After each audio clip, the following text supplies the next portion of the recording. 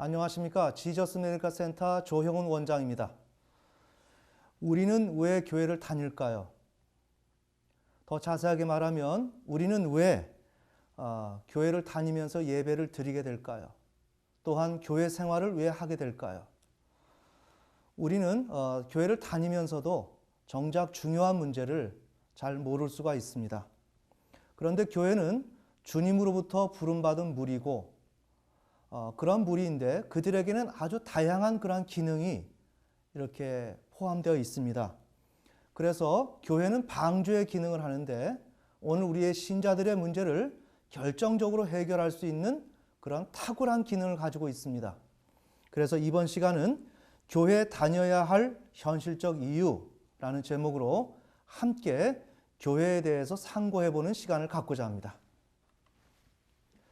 네, 우선 원칙을 정해보면 하나님을 창조주 통치자로 인정 순종해야 한다. 언제나 저는 어떠한 설교를 한다 할지라도 먼저 이러한 개념으로부터 출발합니다.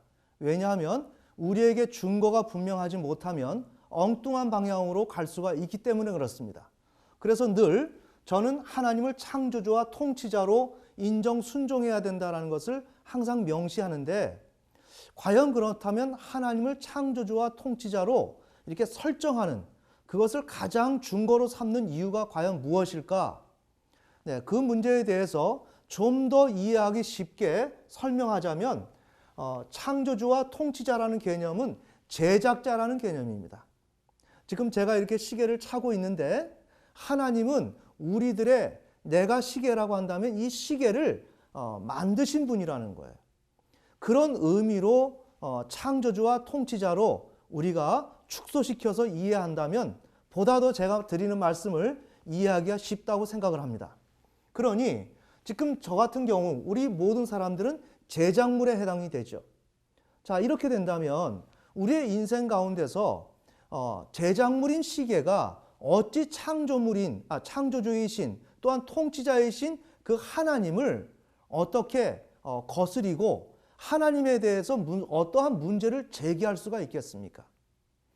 예를 드는 것이 이제 무생물인 시계를 지금 예를 들었는데 우리 인간에게도 거의 유사점이 많습니다. 우리는 생각을 하면서 판단을 하고 무엇인가를 아는 것처럼 생각하지만 우리는 시계와 같이 하나님과 우리 사이를 비교한다면 아는 바가 없습니다. 알지도 못하고 오히려 하나님의 목적에 의해서 우리가 받았기 때문에 우리가 하나님 앞에 어떤 것을 이의 제기하거나 어떤 것을 건의할 내용조차가 없습니다. 바로 이런 의미에서 우리의 인간의 실존을 이런 제작자와 제작물로서의 이 관계로 이해한다는 것은 매우 신앙 안에서 현실적인 접근이라고 생각합니다. 아멘. 네. 바로 이러한 증거가 있다 보면 내가 제작물로서 제작자인 하나님에게 내가 이런 행위를 해야 될 것인가 말아야 될 것인가 하는 것은 스스로가 분별이 되고 판단이 될 수가 있다는 내용이죠. 이런 관점 속에서 우리가 신앙생활을 해야 된다는 내용입니다. 그래서 원칙이죠. 그러니 우리의 책무는 나를 부인해야 됩니다. 나 자신의 내가 하나님 앞에 어떠한 이의를 제기하거나 어떤 것을 이야기하려고 할 때 우선 나 자신을 부인하는 것을 우리는 배워야 한다는 거죠. 그렇지 못한 상태 속에서 내가 시계임에도 불구하고 내가 시계가 가고 싶지 않다. 나는 이런 시계가 흰색 시계보다 골드가 더 낫다. 라는 식으로 자꾸만 이의 제기한다면 이건 적절치 못하고 이것은 한 사람의 인생이 살아가는 데 있어서 출발부터가 잘못된 것이라는 거죠. 아멘. 네. 그러니 우리가 하나님 앞에서 철저하게 나 자신을 부인하는 거, 그 다음에 항상 말씀드리지만 믿음이란 뭐냐? 공경하는 것이다. 하나님을 하나님으로서 절대적으로 진심 어리게 공경하는 것. 그럼 의인은 뭔가? 이런 절대적인 공경을 통해서 하나님을 하나님답게 우리가 그렇게 모셔드리는 거, 이게 의인이라는 것이죠. 아멘. 네. 자, 그래서 우리의 책무는 자기 부인과 진심 어린 공경이라는 큰 틀로 우리가 설명할 수가 있습니다. 그렇다면 우리가 이러한 가운데서 어떻게 적용할까요? 우리가 해야 될 일은 결국에 있어서는 나라는 시계는 내가 무엇을 했습니다라는 이야기는 할 것이 없다. 모든 것은 하나님께서 만드셨고 하나님께서 계획하셨고 그래서 이 시계가 움직여질 수 있도록 만드신 것이기 때문에 우리 시계로서는 어떻게 해야 돼요? 하나님 앞에 영광만 돌릴 것이지 다른 어떤 것이 할 것이 없다는 거죠. 아멘. 네. 자, 또한 우리 인간은 예배를 드려야 되고 감사와 찬양을 해야 된다. 자, 이 내용을 왜 말씀드릴까요?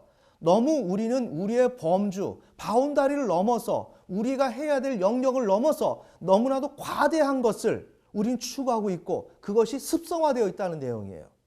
따라서 우리들은 어떻게 해야 돼요? 하나님 앞에 예배를 해야 된다.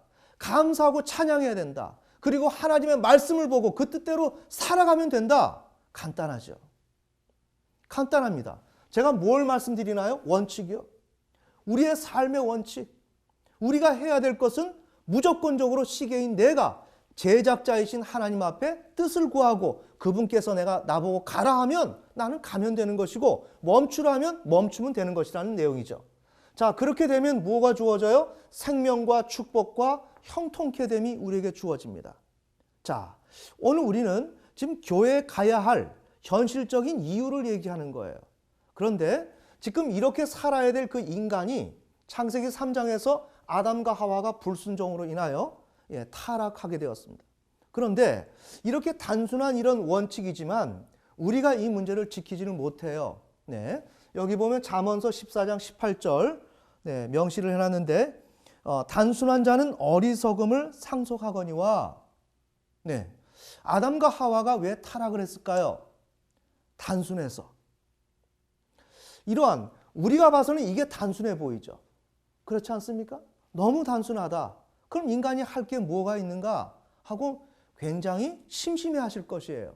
그렇지만 오히려 이것이 복잡한 것입니다. 오히려 우리는 복잡하고 깊이 있는 생각을 한다고 생각하면서 여러 가지 일들을 추진할 수가 있어요. 하지만 그것은 단순함입니다.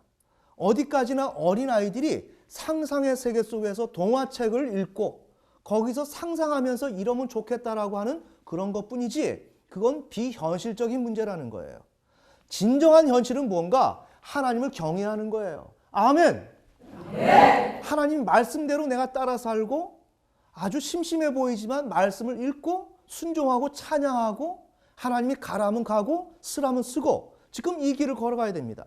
그런데 인간은 너무나도 단순해서 하나님의 이런 깊이 있는 이해를 알지 못해서 타락을 했습니다. 자, 이렇게 타락을 하게 되었는데 타락을 제가 위치적인 개념으로 설명을 했습니다. 그러니 위에서 내려간다. 그래서 추락의 의미로 명시를 해봤어요. 그러니 여기에서 가장 이상적인 위치에서 인간은 추락을 했는데 로마서 5장 1절 한 사람을 통해서 죄와 사망이 세상에 들어오게 되었습니다. 자, 그러니 이 세상은 죄와 사망에 예속되어 있습니다. 자, 오늘 우리는 교회를 다녀야 될 현실적인 필요와 이유가 무엇인가 라는 얘기하는 거예요. 교회는 우리가 흔히 익숙하게 습관적으로 다니고 있는데 제가 말씀드리는 건 오늘 이와 같은 우리의 인간의 문제를 교회가 품어내고 교회가 해결한다는 것을 제가 말씀드리는 것입니다. 아멘. 네. 자, 그래서 우리는 첫째, 죄와 사망에 매여 있다. 매우 중요한 문제죠. 내가 죄와 사망에 매여 있는데 이런 상황 속에서 무엇을 노력한들 그 결과가 어떠할까? 어떠하겠는가? 이 문제를 우리는 생각을 해봐야 된다는 내용이에요. 자, 그래서 여기에 창세기 3장에서 타락을 했다면 타락한 결과가 어떻게 주어지는가? 창세기 3장 16절에 하나님께서 여자에게 타락 이후에 그가 어떻게 살아가야 할 것인지에 대해서 말씀하십니다. 자, 임신하는 고통을 크게 할 것이고 고통 중에서 자식을 출산하게 될 것이다. 또한 남편을 열망해야 한다.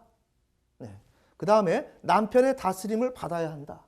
이렇게 하나님께서 타락한 여자에게 이 말씀을 해주셨어요. 그런데 너무나 놀라운 사실은 우리 지저스 메디컬 센터 가슴으로 품는 교회가 사역을 해 나갈 때 오늘날 우리 한국교회 가정이 얼마나 어렵습니까? 실질적으로 가정의 그 문제를 살펴보면 너무나 놀라운 것은 우리가 경건의 말씀을 누구보다 읽고 열심히 기도 생활하지만 사실 가장 안 되는 게 무언가 부부간의 문제예요. 우리 지저스 메디컬 센터 가슴으로 품는 교회는 이 문제를 다루기 시작한 것이죠. 자, 이렇게 될 때 너무나도 놀라운 사실은 어느 가정이나 동일한 질문을 한다는 거예요. 어느 가정의 아내 또한 아이들로서는 입장에 봤을 때는 엄마가 얘기하는 거, 아내가 호소하는 문제는 뭔가? 여보, 나 사랑해? 네. 아이의 엄마, 한 남편의 아내가 항상 호소하고 이 세상을 살면서 가장 궁극적으로 정말 해답을 얻지 못하고 갈망하는 게 뭔가? 남편이 나를 진짜 사랑하느냐? 이것을 알 수가 없다는 거예요. 그래서 남편 속으로 들어갈 수도 없고 남편의 마음을 아무리 살펴봐도 오히려 남편의 연약한 면이 있다 보니까 여러 가지 허물이 있다 보니까 또 그러다 보니 남편을 신뢰할 수 없고 따라서 남편이 나를 얼마나 사랑하는지에 대한 답을 도대체가 얻을 수가 없다는 거예요. 자, 그게 왜 그럴까요? 남편을 열망해야 하는 것이 여자이기 때문에 남편을 열망해야 되기 때문에 계속적으로 남편이 나에 대해서 어떻게 생각하는지에 대한 것을 자동적으로 질문할 수밖에 없죠. 자, 이것이 오늘 우리 한국교회 가정의 문제라는 거예요. 오늘 우리가 기도 생활하고 말씀에 순종하며 또한 때로 큐티를 하며 여러 가지 노력을 하지만 사실 안 되는 문제는 바로 남편을 열망하는 그 차원, 남편이 나를 얼마나 사랑하는지에 대한 해답을 얻지 못해서 사실 고민이 많고 대단히 절망 가운데 있는 가정이 대단히 많습니다. 자, 그 이유는 바로 이러한 부분이다. 또한 남편의 다스림을 받아야 한다. 표현이 참 좋지는 않지만 남편의 다스림을 받지 않으려고 한다면 역으로 이혼하면 됩니다. 또 아니면 그 전에 결혼하지 않으면 됩니다. 근데 왜 여성이 결혼을 할까요? 왜 자꾸만 결혼을 해야 된다고 생각을 할까요? 남편의 다스림을 받아야 되니까. 그런데 결혼하고 나서 이와 같이 남편이 나를 사랑하는지 안 하는지를 몰라서 너무나도 절망 가운데 있다면 왜 여기서 벗어나지 못할까요? 불신자들도 마찬가지지만 왜? 남편의 다스림을 받아야 되기 때문에. 아멘. 네. 자, 오늘 우리는 무엇을 얘기하나요? 지금 이것이 오늘 우리의 가정 가운데서 창세기 3장에서 볼 수 있는 우리 가정의 문제예요. 자, 이것은 문제는 어때요? 지금 죄와 사망이 이 세상을 사로잡고 있기 때문에 이 문제가 풀려지지 않는다는 것을 얘기하는 것입니다. 이 문제는 아무리 노력해도 될 수가 없는 문제예요. 자, 두 번째, 17절에 남자, 땅이 저주받음, 고통 중에 땅의 소산을 먹어야 한다. 그래서 땅이 가시덤불과 엉겅퀴를 낸다. 그래서 남편은 어때요? 땀을 흘려야 살아갈 수가 있다. 네. 오늘날 현대시대에 얼마나 살기가 어렵습니까? 여기에서 남편은 한 가정을 꾸려나가기 위해서 부단히 노력해야 되고 애를 써야 되고 너무나도 절망스러운 그런 시간들이에요. 자, 이와 같은 것이 오늘 우리의 문제들인데 지금 우리는 이 문제를 어떻게 생각하느냐 이거예요. 첫째, 이 문제는 죄와 사망의 메인 결과로 일어난다는 사실을 우리가 인식을 해야 된다. 다시 말하면 내 남편이 부족해서 아니면 우리의 가정이 뭐가 어때서 남편이 나에게 사랑을 못 해줘서 내가 그 사랑의 확증을 받으려고 하는 게 아니라 우리는 죄로부터 타락을 해서 하나님으로부터 타락을 해서 우리는 죄악 가운데 사망 가운데 갇혀 있다 보니 오늘 어때요? 하나님께서 타락한 인간에게 명령하시고 또한 결정 내리신 바 그것이 뭐예요? 여성은 남편을 열망해야 된다. 네? 이런 가운데서 우리는 살아갈 수밖에 없다는 거예요. 왜? 죄와 사망 가운데 있기 때문에. 자, 그런데 우리는 어떻게 한다고요? 자꾸만 사랑받으려고 노력한다는 말이에요. 그것이 나쁘다는 것이 아닙니다. 지금 문제를 제기하는 것은 위에서부터 아래로 우리가 추락했고 타락했다면 이것은 한 개인의 남편의 아내의 문제가 아니라 죄와 사망의 문제라는 것입니다. 아멘.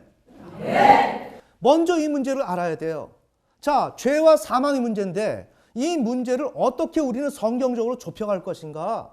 오늘 가정의 그런 부부의 화합의 문제, 사랑의 문제, 신뢰의 문제 이런 문제를 어떻게 좁혀갈 것인가? 예를 들자면 어떤 심리치료를 받을 것인가? 네? 여러 가지 방법론이 있겠죠. 그러나 성경에서 말씀하시는 건 뭐다? 교회다. 우리가 교회를 다녀야 된다. 우리는 교회를 통해서 이 문제를 해결해야 된다. 성경은 지속적으로 말씀하신다는 내용입니다. 아멘. 네. 자, 그러니 이러한 문제를 살펴보려면 이와 동일한 현상이 과거에 성경적으로 언제 어디에서 일어났는가 하는 문제를 살펴보면 되죠. 바로 이 문제는 뭐예요? 우리의 가정의 문제? 이건 한 사람의 잘못처럼 보여졌지만 결국은 죄와 사망의 문제였고 이건 절망의 상태에 빠져 있는 문제라 그랬습니다. 자, 그렇다면 바로 이것은 창세기 6장에 하나님의 홍수 심판에 죽음의 운명에 놓인 인간 실종과 동일하다는 내용이에요. 자, 주님께서 홍수로 물로 이 세상을 심판하실 때 그가 주님의 손에 붙들려지지 않는다면 그 인간은 희망이 있겠습니까? 없죠. 죄 때문에, 사망 때문에 절망 가운데 갇혀있는 인간이에요. 아멘. 네. 자, 오늘 우리의 가정의 문제는 바로 신학적 성경적으로 봤을 때 노아의 심판, 그때 당시에 세상 사람들, 물 가운데서 죽을 수밖에 없는 그런 절망 가운데 있었던 사람이 바로 우리들이다. 우리가 바로 그들이다 라는 인식을 이 시간에 공유하게 됩니다. 자, 그러니 이들이 어떻게 살아났는가 하는 문제를 살펴보면 되죠. 이들은 어때요? 살 수 있는 방법은 무언가? 물에서 빠져나와야 된다는 거죠. 매우 간단한 문제입니다. 이들이 살 수 있는 방법은 물에서 빠져나와야 돼요. 그런데 이 물에서 빠져나와서 이 방주로 들어가야 됩니다. 그죠? 방주로 들어가야 되는데 여기에서 빠져나온 사람이 누군가? 창세기 7장 1절에 노아 한 사람. 왜? 하나님 앞에서 의로웠기 때문에. 하나님께서 그 의로움을 보셨다는 거예요. 그래서 이 방주에 이 배를 탈 수 있고 물에서 빠져나올 수 있는 것은 내가 헤엄친다고 되는 게 아니라 그 시대에 내가 어떤 것을 붙든다고 되는 게 아니라 하나님께서 이 배에 오로지 구원은 방주에 타는 것인데 배에 누가 승선할 수 있느냐? 선주인 하나님께서 허락이 떨어져야 여기에서 물에서 빠져나올 수 있다는 내용이에요. 아멘. 네. 그래서 노아는 또한 너희 식구들은 방주로 들어오라. 하나님이 그렇게 말씀하셨습니다. 자, 그래서 노아의 한 가족은 여기에서 방주에서 구원을 받았어요. 자, 오늘 우리는 무엇을 얘기할까요? 이 노아의 상태는 그때 저주받은 심판 가운데 있었던 그 사람들은 바로 오늘날 우리 기독교 가정, 하나님의 말씀대로 산다 하고 구원받았다라고 하지만 실제 삶에서는 내가 정말 구원받았는가 할 정도로 정말 우리의 신자의 삶이 정말 의심이 될 정도로 우리는 이러한 절망 가운데 있다는 것이에요. 그러면 이러한 문제를 어떻게 하나님께서는 우리의 문제를 푸시려고 하시는가? 그것은 바로 노아의 방주 그 사건 때 죽을 수밖에 없는 운명 가운데 처해졌던 사람이 방주에 올라탔던 것처럼 오늘 또한 영적인 홍수 심판 그 가운데서 물 가운데 있는 오늘 우리 크리스찬들 말로는 하나님을 믿고 능력으로 산다고 하지만 여전히 하나님 앞에서 이 세상에서 죄악 가운데 살아갈 수밖에 없는 우리 신자들 이러한 사람들은 어떻게 되는가? 영적인 방주 가운데 타야 된다는 거예요. 아멘. 네. 그런 영적인 방주는 뭐예요? 교회와 예수님이다. 자, 그러니까 영적인 방주와 교회로서 예수님에게 우리가 탄다라는 것은 뭐예요? 예수님을 믿어야 한다는 거죠. 맞죠? 네. 예수님을 믿어야 됩니다. 그리고 예수를 믿는다는 것은 우리가 지금까지 제가 지속적으로 설명드렸지만 단순히 그 예수님이 하나님의 아들이다라고 생각을 해서 나는 거기 확신한다. 이 개념이 아니라는 것을 말씀드렸습니다.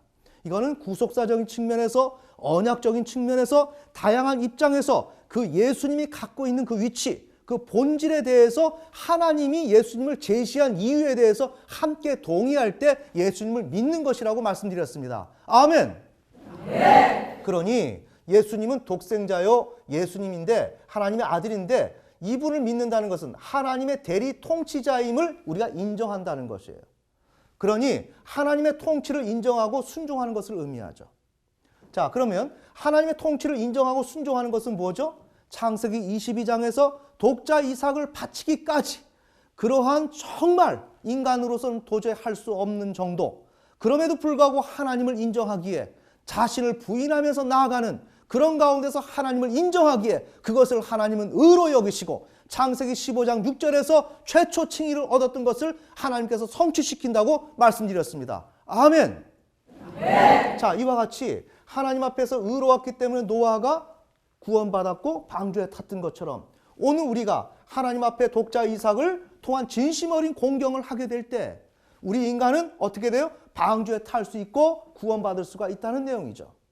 자, 이와 같이 지금 우리의 문제는 이러한 가정의 문제를 우리는 심리치료 현장으로 가서 문제를 해결하려고 시도할 수가 있어요.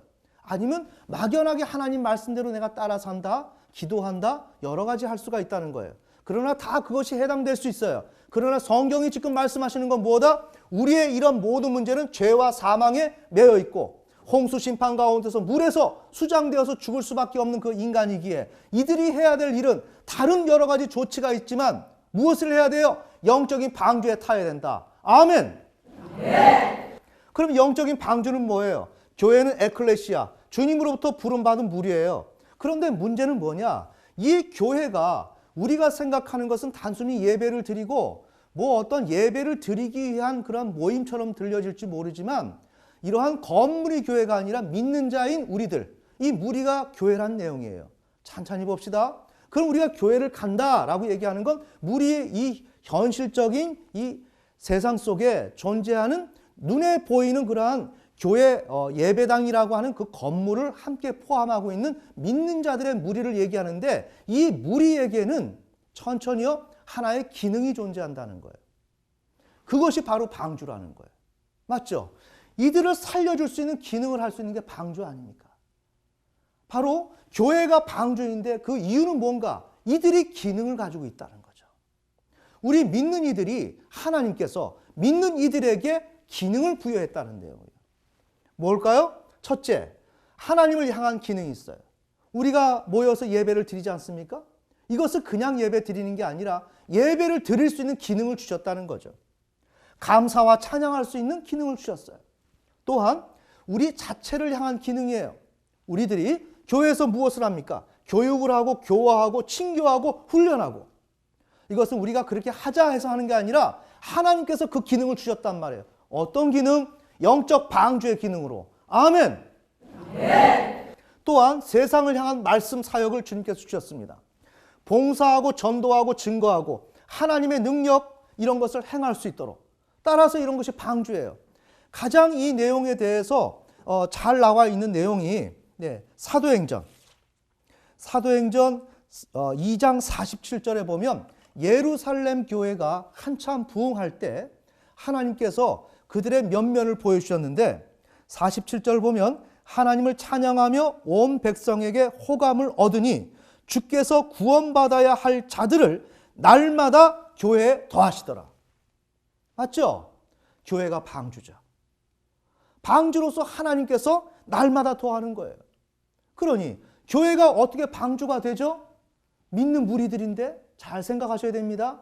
왜? 우리에게 기능이 있으니까. 기능이 있어서 사람들에게 하나님의 말씀을 전달하고 그들을 치유하고 회복하고 돕는 역할을 한단 말이에요.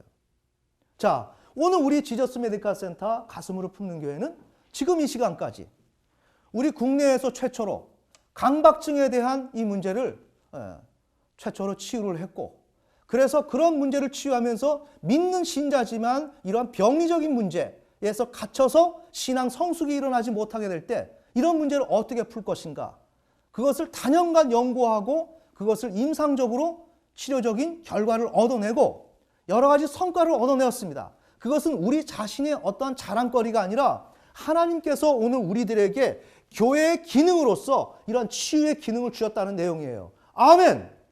네. 그래서 우리 지저스 메디컬 센터는 웬만한 가정의 그런 어려움과 부모와 자녀, 부부관계 이런 문제들을 아주 근원적인 심리학적인 성경적 관점 속에서 우리가 치료하고 도울 수가 있게 되었습니다. 자, 그래서 여러분들이 지금 이 시간에 우리 지저스 메디컬 센터 가슴으로 품는 교회에 참석하신다는 내용이에요. 자, 왜 우리가 교회에 오는가? 교회에 다녀야 할 현실적인 이유가 무엇인가? 하나님은 이렇게 교회에게 막강한 능력과 막강한 힘과 자원을 배분하셨다는 내용이에요. 그렇기 때문에 우리가 교회를 다닌다 할지라도 맹목적으로 다닐 필요가 없고 오히려 오늘 우리는 막연하게 그렇게 교회를 다니는 것이 아니라 우리의 교회를 사랑하자. 우리의 교회를 사랑하고 우리가 어떻게 방주의 기능을 잘할 수 있을 것인가? 거기에 관심을 가지고 좀 더 하나님께서 우리에게 사명을 주신 것을 더욱더 아름답게 꾸며나가자. 그래서 오늘 우리의 가정과 또한 우리의 주변 이웃들을 치유하고 도와서 그들이 구원받을 수 있도록 만드는 그런 작업. 아멘. 네. 자, 오늘 저는 교회를 우리가 다녀야 되는데 그런 현실적인 이유가 무엇인가, 이 문제에 대해서 살펴보았습니다. 참으로 교회는 우리에게 너무나도 놀라운 키워드입니다. 우리는 막연하게 다니는 그 교회, 어떠한 신앙적인 그런 행위를 하기 위해서 어떠한 공간이 필요하고 모임이 필요한 것으로 생각했지만 우리 자체가 교회예요. 우리 자체에게 방주의 기능을 주셔서 하나님은 우리를 통해서 많은 사람들을 구원하고 치유하시기를 원하신다는 내용입니다. 따라서 오늘 우리는 이러한 교회의 분명한 이유를 알고 우리에게 하나님이 놀라운 그러한 능력을 주셨고 그러한 우리에게 기회를 주셨다. 그러니 앞으로 교회에 대한 새로운 관점을 가지고 이 교회를 사랑하고 이 교회를 더욱더 사랑으로 가꾸고 아름답게 성장시켜서 정말 우리의 가정과 더 나아가서는 우리의 이웃들이 고통당한다면 그들을 넉넉히 도울 수 있는 아름다운 교회로 성장했으면 좋겠습니다. 부디 오늘 다룬 내용이 여러분들에게 잘 적용되어서 여러분이 꿈꾸는 귀한 신앙 되기를 예수님의 이름으로 축원합니다.